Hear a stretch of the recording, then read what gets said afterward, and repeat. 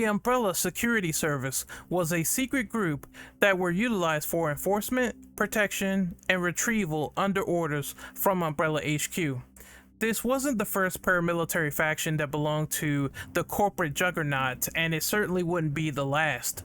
The USS were created as a countermeasure against anyone who decided to halt Umbrella's illegal human experiments.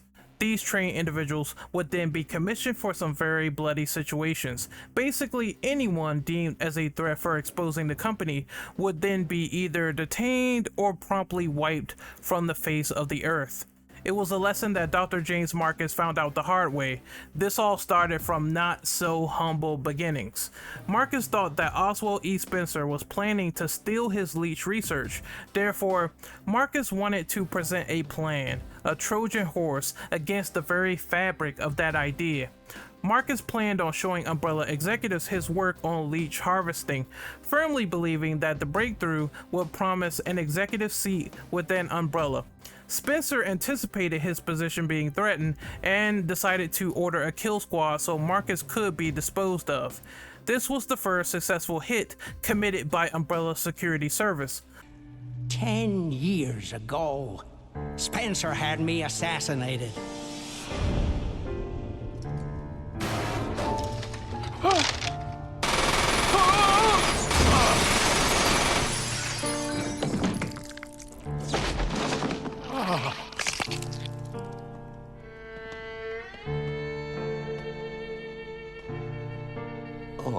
Time to die, Doctor. I will take over your research.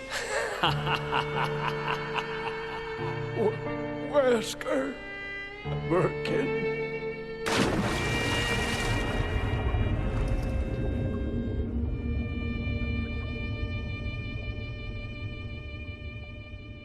Once Marcus was fatally wounded, they disposed of his body in a ravine.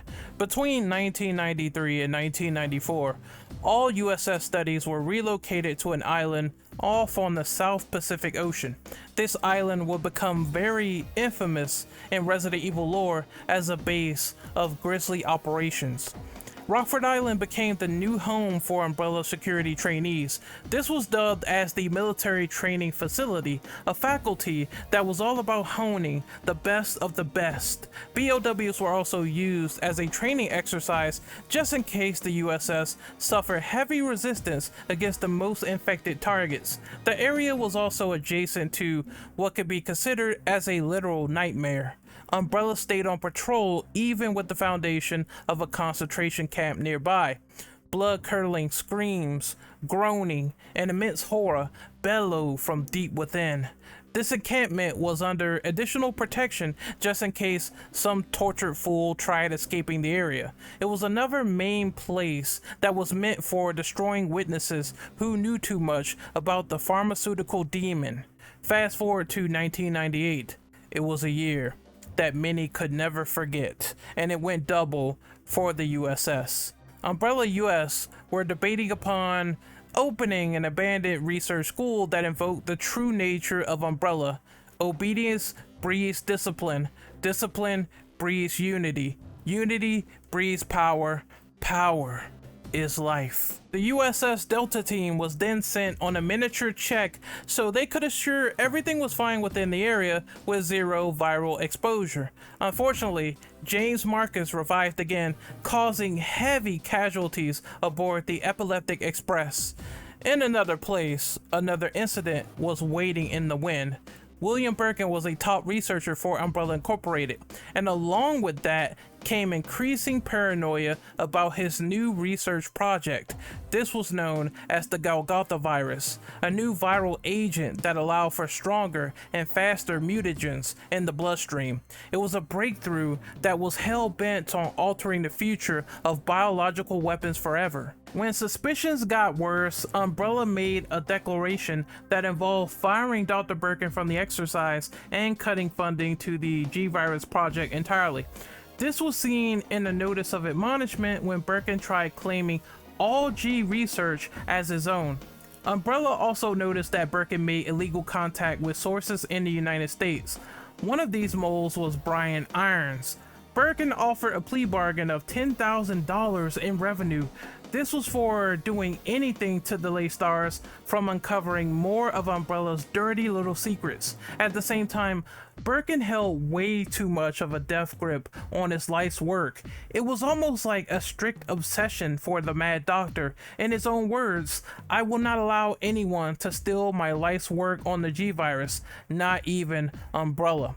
Umbrella security forces then took action. They took initiative on a 2-month manhunt for William Birkin, eliminating people who sided with him internally or people who spied on Umbrella HQ from within.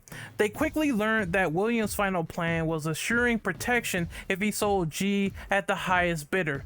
This involved getting the US military on the horn and trading an exchange. Birkin had to go in their mind. Thus, Operation Nestwrecker was promptly commissioned from the headquarters and given the green light. It only took 24 hours for the investigation committee as they made the final decision, the final judgment. The objective? Commence a 4-person strike team on Birkin's personal lab before he escapes. Detain him at all costs with the samples mostly intact. This includes any forms of T or G in Birkin's briefcase. Despite the contrary, it was not in the initial mission to kill William Birkin. Jay Martinez had his finger on the trigger when Birkin backed into a corner. In the original game, Birkin knocked over a canister and thus the trigger was pulled. In the remake, Birkin pulled out a gun on the USS and Jay Martinez retaliated. Either way, HUNK criticized this excessive force, saying that the sample could have been damaged by gunfire.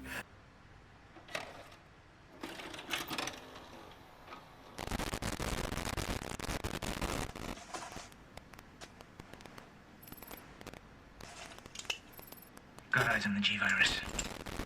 We're going in.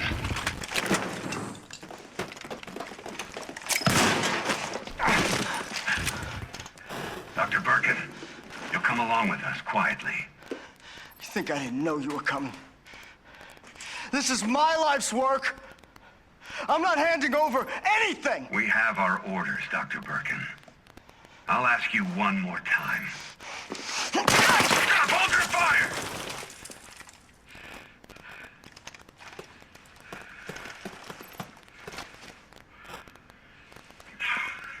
What the fuck were you thinking? Our orders were to bring him in alive.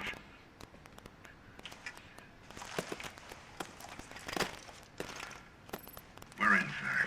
But we had a snafu. Target resisted. We had to take him out. That's correct, sir. Roger that. Just the samples, then.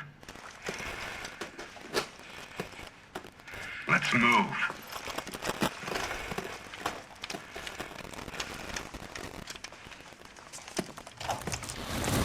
Despite the mission parameter failure of not being able to bring William Birkin into custody, the operation was still black box and no one saw USS in the area in this time. They managed to pry the briefcase from William Birkin's cold dead hands and walked out of the laboratory. 2 units were called into action for Operation Nestwrecker, Bravo and Alpha Team. Alpha Team is the unit that we're most familiar with, consisting of following members like HUNK, aka Human Unit Not Killed, Jay Martinez, aka Ghost, A. Kirkpatrick, and of course Miguel. The crew fled into the sewers where screams echoed throughout the rancid chamber. It was clear that they came from an abhorrent monster. USS team members then ran towards the direction of the screams, only to find William, who has transformed into a monstrous G byproduct. The following footage might not be for the faint of heart. Viewer discretion advised. William. Oh my. Hold on, darling. I'm taking care of that bullet wound first. Stay here.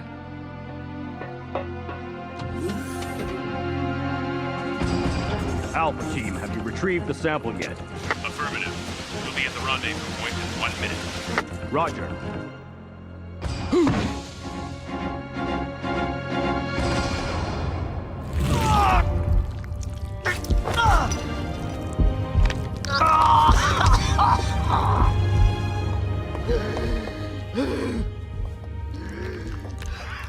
God, William. What have you done?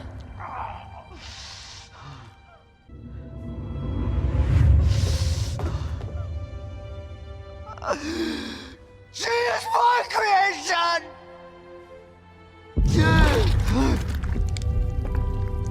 Oh!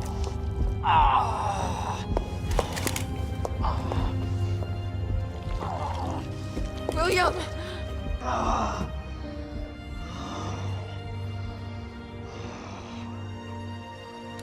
I should have killed him while I had the chance. I don't know why, I couldn't do it. He was your husband. The G-Virus has the ability to revitalize cellular functions. What was that? Something's wrong. Let's check it out. Over there!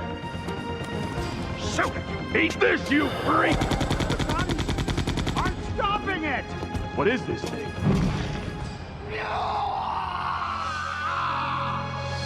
Hurry!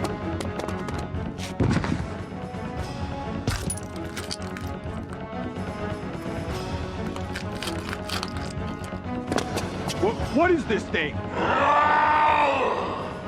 Fire! Fire!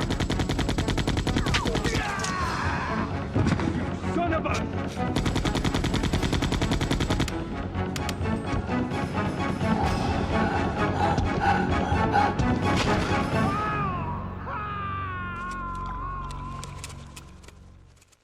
As blood poured into the sewer, so did the virus. Rats lapped up this viral treat, which also infected the water supply. After that, Raccoon City turned into a nightmare, and the struggle began taking hold as HUNK's USS team deteriorated before his very eyes. When the blood evaporated, only one was left, and he will forever be known as the fourth survivor. HUNK was an enigma throughout the entirety of Resident Evil. He's the most proficient agent within the USS background, known for getting the job done in a quick, clean, and efficient way. After a vast array of numerous battles, you can say that HUNK has earned some very prolific nicknames amongst the Umbrella Network. Some people refer to him as Human Unit Not Killed, the Grim Reaper, Mr. Death, or Dr. Death. The Death cannot die, and HUNK just simply wakes up from his unconscious haze a few days ago in the Raccoon City incident, still intent on completing Operation Nestwrecker by any means necessary. A coordinate named Nighthawk gave HUNK some very distinctive positions and coordinates about landing outside of the RPD. HUNK had no time to waste fighting through the entirety of the inner workings of the Raccoon City sewers, and then some. The cutscene that ensues in Remake 2 might confuse some people on the distinctive timeline placing between the incident and when HUNK woke up to retrieve the sample. When he's coasting through the sewers, it's easy to say he already ran back to Birkin's lab, intent on finding the sample. If the incident started on September 23rd, then we can deduce that HUNK survived for 7 straight days. He literally survived for an entire week. No food, no water, he just survived. Especially no water because, well, if you drink it, you're gonna get infected and turn into a goddamn zombie. So how is this possible? I guess he really is the man of survival.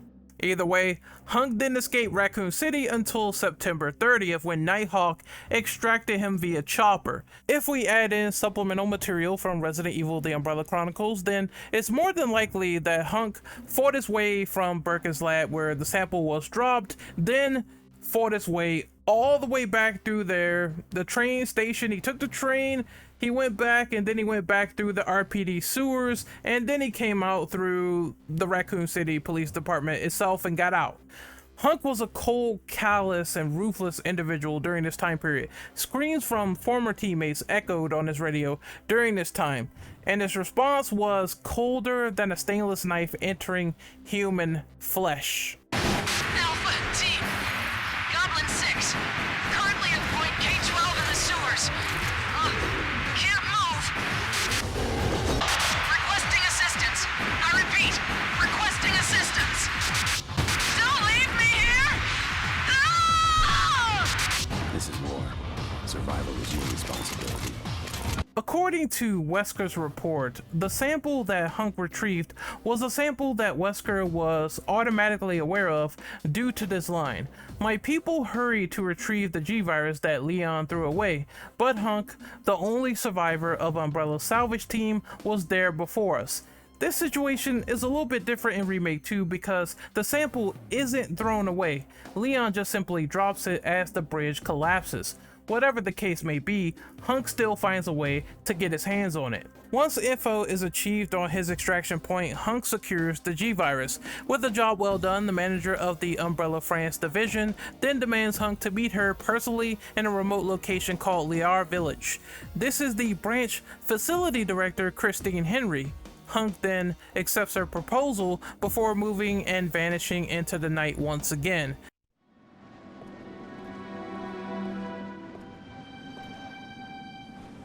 Mission accomplished. The survival rate was 4%, and valuable human resources were lost. But that is war.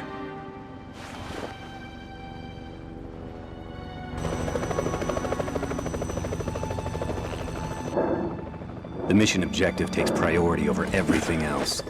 Holding to that principle is why I have never failed a mission. The death cannot die.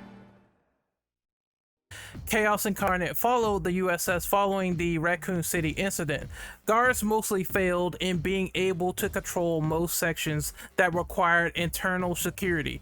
It was bad, really bad. So bad that the Raccoon Disaster Contingency Committee requested facility destruction just so that any viral outbreak could be contained internally. I would also assume that the cleanup order was given just to make sure that any secret files were also destroyed from any escaped personnel or just laying around in general. Raccoon City was then destroyed by 2 non-nuclear thermobaric missiles, and the USS suffered great losses as a result. Killed by creatures, reckless teammates starting the outbreak, and then dying due to their own hubris. The G-Virus was retrieved, but it came at a cost from top to bottom. Business extended itself as usual as we enter the date of December 1998. An anonymous tip was given about Wesker's Hive Host capture force utilizing moles on Rockford Island. In the last-ditch effort, Alfred Ashford transported a mass-produced tyrant for additional collateral, and he wanted additional security as well. HUNK was once again called into action as a supervisor for this container transport. However, HUNK questioned not knowing the viral contents within the container, thus he criticized Alfred Ashford since that posed a security risk for the USS. Attention, Alfred Ashford, head of the facility. Today at 1632, I arrived successfully from the Umbrella transport base with a large-scale BOW capsule.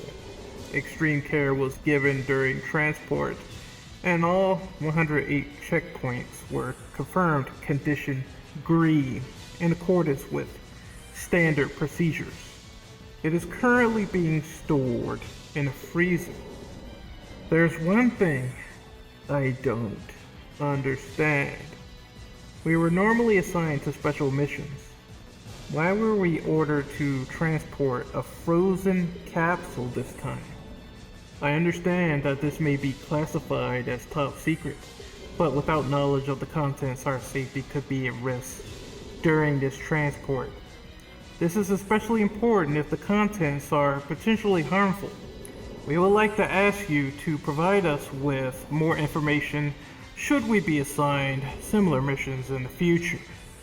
I still remember the good old days in the military training center. Nothing has changed since then. Umbrella Special Forces Unit, HUNK. It's assumed that Ashford really didn't care about the well-being or safety of the USS, only wanting the Tyrant delivered as a proficient weapon against any possible intruders. The guy's a madman, so we really shouldn't be surprised at the sheer neglect for life on his end. HUNK completed another mission and once again coasted off into the sunset. After this point, things become a blur for HUNK as a character. He's draped in black fatigues and glowing red eyes with a gas mask. Not much is known about that character, but we do see other USS agents. And if you want to delve more into the alternative what if concept, you could play games like Operation Raccoon City, Beltway, Vector. I believe Vector is actually a protege of HUNK, and he's awesome. The way he looks with the hoodie on and everything, the blue eyes on the gas mask, it's just incredible with the way he looks, and I wish they did more what if Resident Evil content. That being said, usually this is the attire that they wear, all black, clandestine, and ready to kill. More neat facts about the USS and HUNK. Well, originally there was going to be a chapter in Resident Evil Outbreak, or before it was called Resident Evil Online, and it was going to be a chapter with the USS and the UBCS. This is why models of those characters are in Resident Evil Outbreak, but they weren't used because those chapters were cut altogether, unfortunately. It probably would explain their story and their events during Raccoon City and the blanks that we missed out on in the process while that team was together before they went to Operation Nestwrecker. There's even some cool dialogue in Resident Evil Revelations 1 when you pop in raid mode. There's some dialogue that will suggest between HUNK and Rachel Foley when he tells her how he earned the name of Dr. Death. Some things are best left unsaid. Pleased to work with you, Dr. Death. You wouldn't be if you knew how I got that name.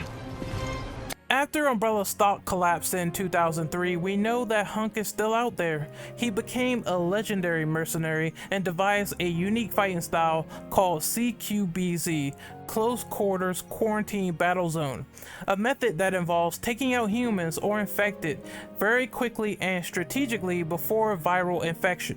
He also formulated bite guards and strategic jammers just for this purpose, so New Age soldiers can live for another day. Will we see HUNK again? Maybe someday, or maybe not. But Umbrella Security Service has ceased to be. It is now disbanded.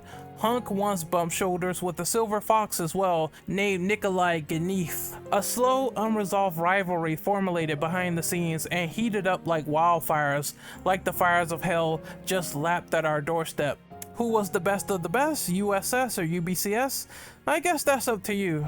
I guess we'll never know. Another day, another protective future diminish during Umbrella's immediate destruction. So before I end this video, I want to talk a little bit about HUNK and how cool he is.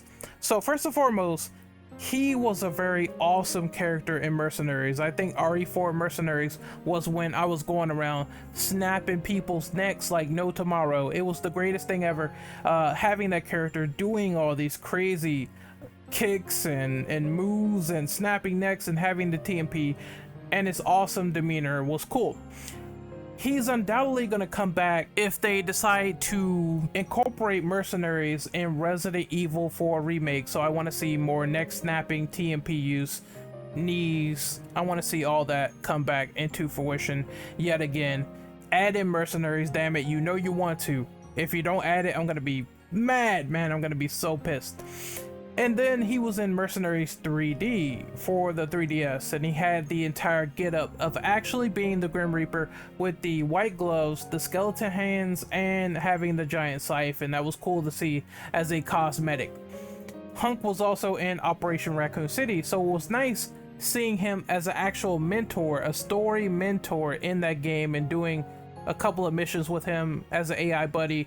He ran forward, you know, taking care of the other enemies in the area, and it was cool to see, like, finally we're working for the USS in that game. And I think we need more RE games with bad guys or anti-heroes in the mix yet again, right? Then there's some mixed news and there's some bad news. So I think that Capcom hasn't really utilized HUNK ever since his inception in RE2. He's basically regulated to minigame status.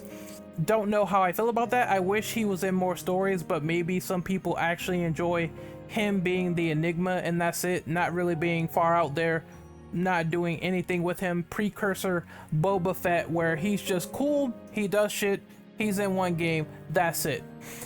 There was going to be more HUNK expansions. Now, the original RE3 Nemesis, from what I heard, it was going to feature HUNK on a submarine, and then they tried to retool that idea yet again in Resident Evil Revelations 1, where in the initial trailer that they showed, that was a test, it was originally going to be HUNK, Chris Redfield, and Jill Valentine as the main stars. It seemed they incorporated some conspiracy theory element with HUNK being tied up to a chair and appearing to look like Chris Redfield. This is where the wild conspiracies again popped up in Resident Evil 7, where people thought that this new guy, or this new face that came out of the helicopter, was not Chris Redfield. They thought it wasn't Chris Redfield. This was a HUNK clone, and once again, those opinions were dashed because that was the actual Chris Redfield. I don't know why they never did it and intertwined those two characters together, where HUNK is pretending to be Chris and they can make a storyline out of that. I have no idea why they never went forward with that, but clearly the signs were there, but they changed it all in development, and some of these games turned into very different concepts, especially Revelations 1.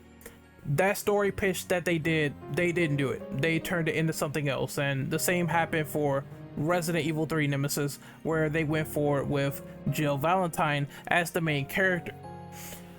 I did hear rumors of them supposedly working on Resident Evil HUNK when that was leaked in the Capcom data leak, and they said, you know, it was a lot of games in there, and that was one of them, and that would have been the potential side game for HUNK, where I suppose they would have fleshed out his story, his background, what he did, filled in the blanks, and I think that would have been fine. I think, you know, HUNK would have been the perfect Revelations character, where they don't focus on a lot of main characters a lot, and they never did it, and they never did the side game either, and that kind of annoys me once again, because I'm hearing that this game was canceled. So HUNK fans in the future, the best you're looking forward to is probably him being playable in Resident Evil Remake 4 in Mercenaries. I'm not sure if they're still going to do this fourth quarter 2024 game based around HUNK, Resident Evil HUNK. Originally, I think it was called Resident Evil HUNK, but I think HUNK still translates into HUNK anyway, so that's what it was supposed to be. Anyway, I hope they do try to do some awesome content. You know, you can make HUNK a blank slate, still badass, and still do a plot around him while being a mercenary. I don't see why not, but you know, you never know. Maybe some things are best left unsaid, right? Anyway, I'm signing out. This is Renegade Operative. I think that I've covered enough on the USS and HUNK so far. So once again, if you guys really like this video, be sure to slap a like, subscribe, comment, and let me know how you felt about it. How do you feel about HUNK? How do you feel about the Umbrella Security Service? Let me know in the comment section below, and I will see you guys next time. Later.